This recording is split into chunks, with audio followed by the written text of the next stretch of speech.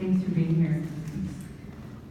I'm reading this thing that's new, so I didn't write it yesterday, but last week. Rewind. Anna Freed Gables kisses Gilbert for the first time. Rewind. Play. Anna Freed Gables kisses Gilbert for the first time. Rewind. Play. Anna Freed Gables kisses Gilbert for the first time. Slow motion. Anna Green Gables kisses Gilbert for the first time. They are best friends. Gilbert is in love with Anne, but Anne is a solitary girl focusing on teaching and writing. Anne is spunky. Anne is a kindred spirit. Anne doesn't care much about appearances. Anne admires the beauty of other women more than her own. Anne is the red-haired protagonist, an orphan with freckles. Red hair is Spitfire. Red hair stands alone in a sea of black, brown, blonde, and gray. Rewind. Anna Green Gables kisses Gilbert for the first time. He looks into her eyes and caresses her cheek. She pulls him into her. They stand on a bridge in the middle of a bridge. One side is hers and the other is his. They kiss slowly, beginning something, ending something else. With this kiss comes expectation, not the end of the film, which it is, but the continuation of something else. Promises, travels to Moscow, shared cups of tea in an early morning kitchen. The bridge's structure solidifies, becomes resilient to earthquakes and bombings. Anna Green Gables kisses Gilbert for the first time. Gilbert's prick hardens in navy trousers. The bridge quakes, slow motion. Anne's hair wisps into her eyes. She can't see. She drinks Gilbert. She fills herself with his saliva. Her throat opens upward, her face upward, his face upward. They blink in the sun. They are juniper trees and hyacinths. They are praying mantises surrendering, white flags wrapped inside white blood cells, molecules fighting and fucking. Rewind. Gilbert kisses Anne of Green Gables for the first time.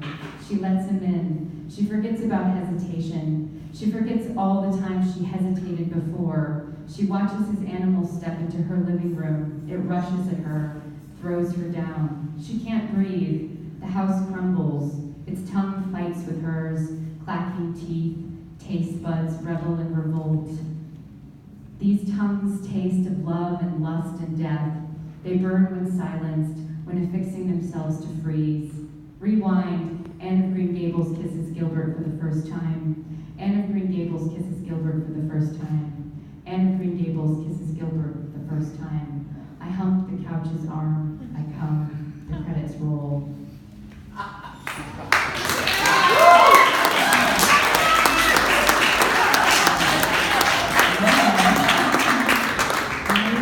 I used to get out when I was 10. So this is an essay on love, and that's part of it. One day I would imagine myself a container of love, something not entirely dissimilar to Tupperware with poked holes for breathing.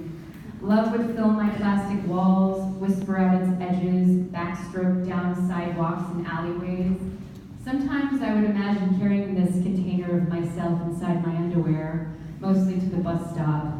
There I would encounter others with limps, others who hadn't bathed because of a lack of basic necessities, others who were easily angered by time and its clogging traffic, others who oozed foam from their grimacing mouths. Out it would come, my container of love, from the musky insides of my underwear, onto the bus, its seats, onto the lap of a mother mourning her dead teenager. Lend me your arms, she would say, I need them for warming. And of course I would, despite how much I needed them. Bus doors would wind open, spilling me into an iced winter street, swatching my love contained self for my snatching. Thank you, Kevin, for that note that I can't read. Snatching my love contained self from my hands into an insatiable wind gust. Watch it rush away, I would, both eyes cracking from cold. A long walk home, still I would plow on, arrive, remove shoes from my feet, caress the heater, warm my fingers' bones. Ready I would be to pull another box from under my bed, hidden alongside a month's dust and a few lonesome socks. Out it would come, mostly empty aside from a Polaroid or two of old lovers dressed in bras, volleying bananas over a molded shower curtain. Out it would come, my unimagined box,